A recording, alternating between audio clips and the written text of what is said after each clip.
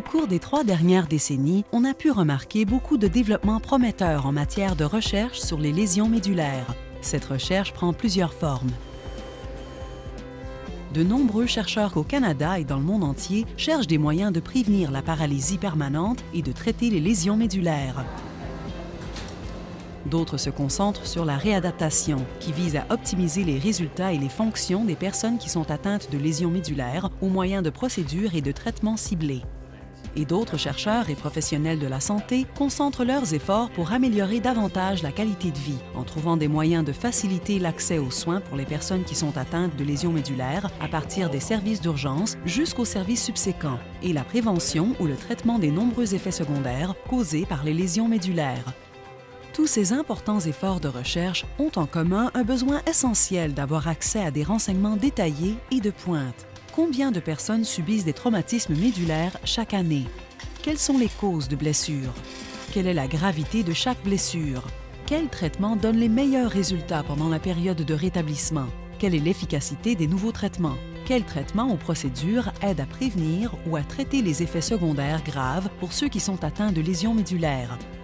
Idéalement, chaque professionnel de la santé ou chercheur pourrait avoir accès à ce type de renseignements. Les renseignements recueillis de chaque personne au cours de son cheminement après avoir subi un traumatisme médulaire, allant de l'urgence aux soins intensifs et de réadaptation jusqu'à leur retour au sein de leur famille, de leurs amis et de leur collectivité. Malheureusement, ce type de renseignement n'existait pas, jusqu'à l'élaboration du registre Rick Hansen sur les lésions médulaires. Financé par Santé Canada par l'intermédiaire de la Fondation Rick Hansen, le registre est un projet sans précédent qui permet de recueillir des renseignements essentiels afin de créer une plateforme de recherche véritablement canadienne sur les lésions médulaires. Celle dont bénéficieront tous les Canadiens atteints de lésions médulaires ainsi que tous les professionnels qui offrent des soins en lésions médulaires à très long terme.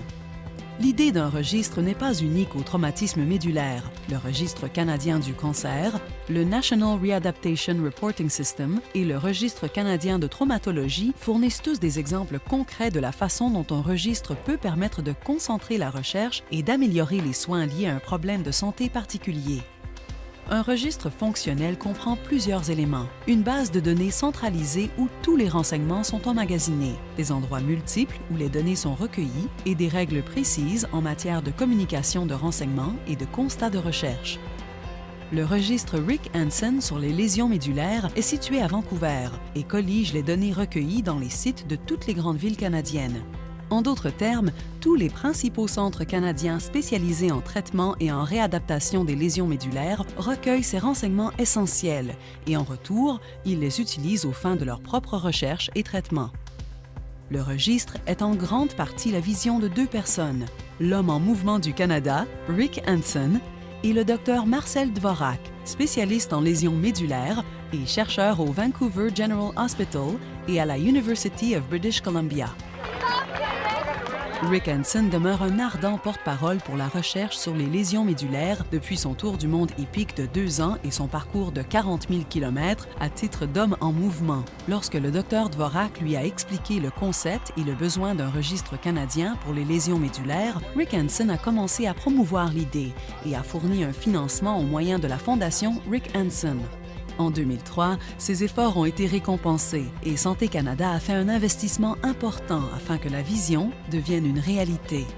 The Rick Hansen Spinal Cord Injury Registry will collect, analyze, and provide information that can be used to improve the quality of life of people with a new or existing spinal cord injury. The reality of spinal cord injury is that there are many factors that can influence the recovery that an individual experiences. And there aren't enough people in any one area to collect enough information to see clear cause and effect trends.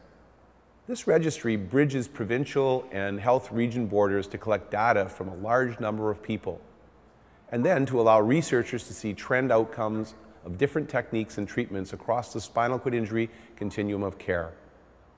Based on this, healthcare professionals and researchers can work to improve emergency services, rehabilitation therapies, and treatment of secondary health problems. The registry is also a tool that researchers will use to enroll patients in clinical trials involving new promising treatments.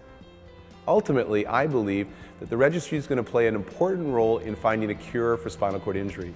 And in the meantime, It's going to help people with spinal cord injury to interact effectively with the healthcare system and to maximize their quality of life at work, at home, and at play. En tant que chirurgien de la colonne vertébrale et chercheur éminent, le Dr Marcel Dvorak croit depuis longtemps à la possibilité de trouver des réponses aux questions de recherche directement des patients, en vue de mieux comprendre la valeur des diverses interventions en soins de santé. Il croit que le registre apportera de nombreux avantages pour la communauté de recherche du Canada et en dernier ressort aux personnes atteintes de lésions médulaires dans l'ensemble du pays et partout dans le monde.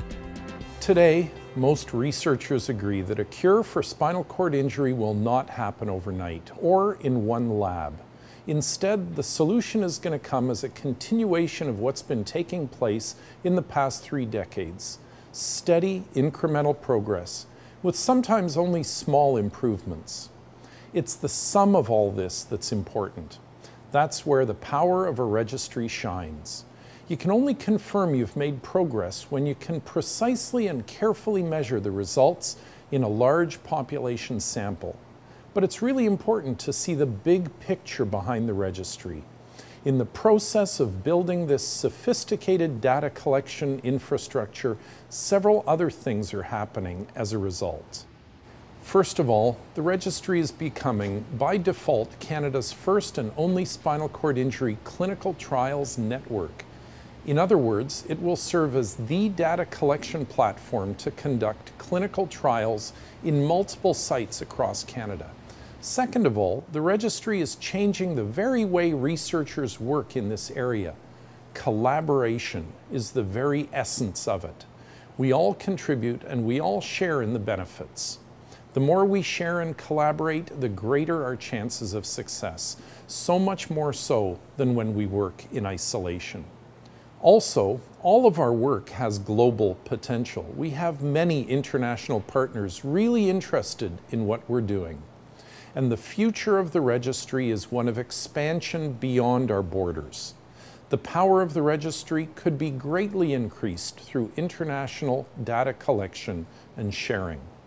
Finally, the registry is the vehicle through which the most important collaborator, the person with the spinal cord injury, gets to have his or her say.